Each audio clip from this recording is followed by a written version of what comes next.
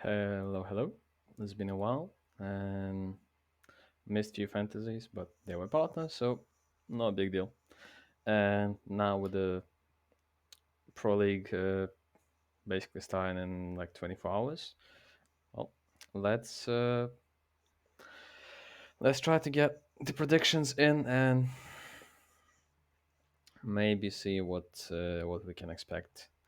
In terms of a Group A teams, Vitality obviously expected to be on top of the group.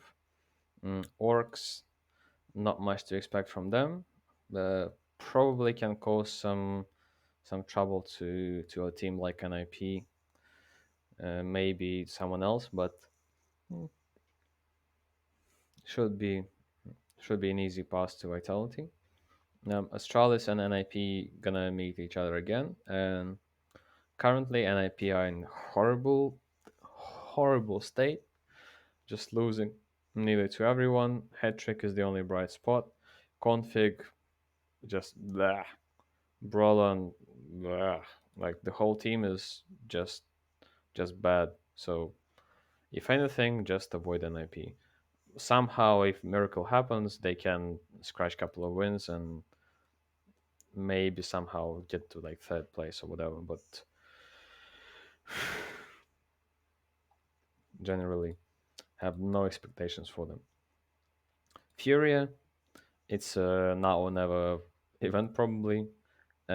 Art, big improvement from what he was doing earlier. Now he averaging 1 KD. That's already a huge win. And in general, he doesn't have to do calls, so he's just playing pure entry frag, and it works well for him. And if we actually look mm, at the teams that Fury is gonna face, if they win, they're gonna face most likely Game Legion. If they lose, Greyhound. Against both teams,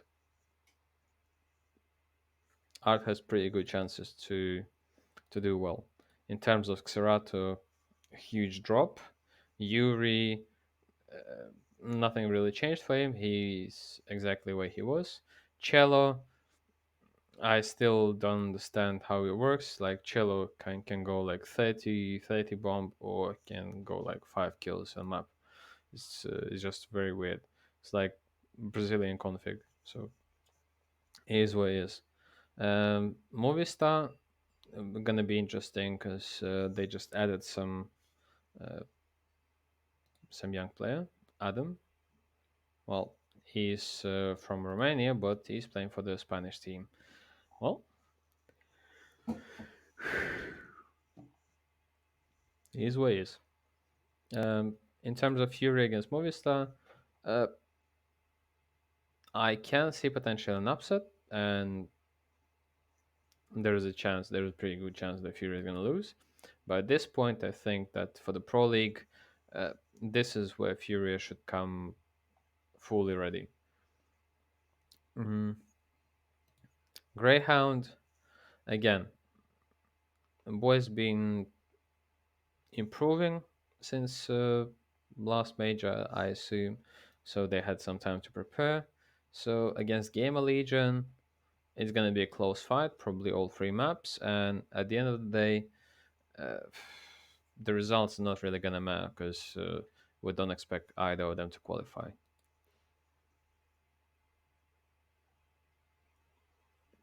Now, in terms of matchups for the upper semifinal, obviously Vitality has a huge advantage over anyone else, and let's not be delusional and just gonna put forward Astralis uh, to win against Nip and obviously to lose against Vitality and to drop to lower bracket where they're obviously gonna secure the victory. And I don't think there's much more to say because if I remember right, there's three places they're advancing, right? So from Group A, my advancing teams are Vitality from the first place, Furia second, and Astralis third. However, I can see a world where Astralis is going to fight in a lower final against Movistar, And Movistar technically can upset them and go third. Uh, exactly the same scenario can happen if, let's say, Movistar somehow beats Fury in the first game and Fury drops down. I expect exactly the same thing, and like the only difference is gonna be that instead of Movistar, Astralis is gonna face Furia in a lower final. So now with that said, um, let's probably build our team. Just one more thing in terms of Gamer Legion. Um, I just need to double check the prices because okay, 200 plus for Isako and Volt is too much. However, Neelan, we already seen what he can do. That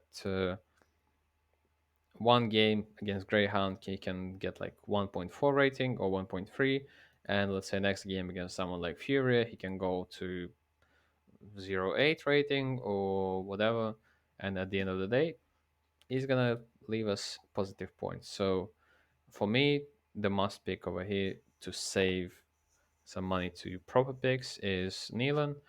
Um, in terms of who's gonna farm more points, well, for me it's pretty obvious that in this matchup over here, Vitality Orcs, most likely Flames gonna just run around and kill everyone.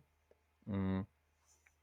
On the other side, Magisk potentially can do the same, but he's not that type of player that's gonna run in and just like get entries and all that stuff. So for me, to picking these two is probably worth more than just picking Zaivu. Um, Epics on the other side, questionable pick, especially since Flames is now the entry of the team. And Apex doesn't have to do that much of entering, so he's not gonna die that much, but obviously he's gonna take less duels as well. And now the second team that I'm expecting to go to the upper final is obviously Furia. And since I need op, I just have to pick Fallen, and I have 195k left, which with my logic, I kind of have to pick Art. And with this said, I can upgrade Magic to Sphinx, and I'm still gonna have loads of money left. And maybe if I think about who I can take, Neelan or Chaos, or is there any other replacement? Moppers, just I know I'm not a big fan of either of them, so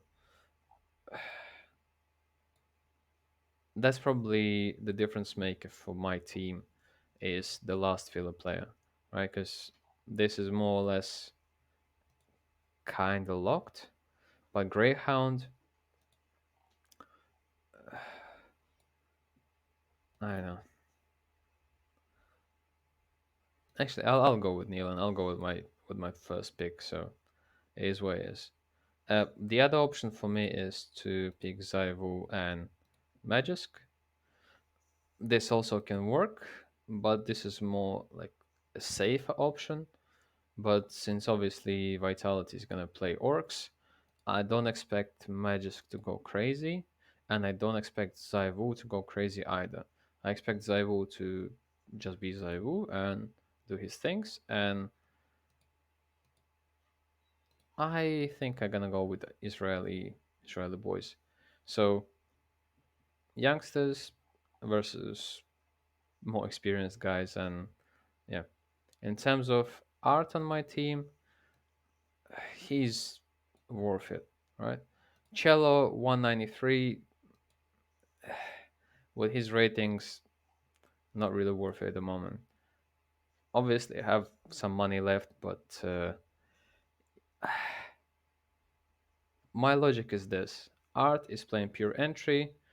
In this bracket, he has a really good chance of going positive in every single game and having a really good rating. And the only game where he potentially can struggle is the final against Vitality. And Fallen, well, since he's playing Opa, he's not really going to die that many times, and he's kind of careful play anyway. So I'm not really expecting huge losses from him in general. On the other side, Nealon, that's a gamble. So for me, it kind of makes sense. And the only thing is that now I have to kind of reconsider multi-frag probably here, and headshot machine is meh, but the leader should be good enough because first game 2-0, then Astralis most likely I'm expecting 2-0 as well, and in the final there's a pretty good chance there's going to be 2-0 for Vitality as well. So top of the scoreboard here, Spinks, not the carry, but uh, trading is most likely the upcoming scenario because I think these two gonna play together in many positions and like they're gonna go for the aggression together. So when one dies, the other one's gonna train each other. So yeah, that's what I expect from the group A. And as always, good luck and have fun.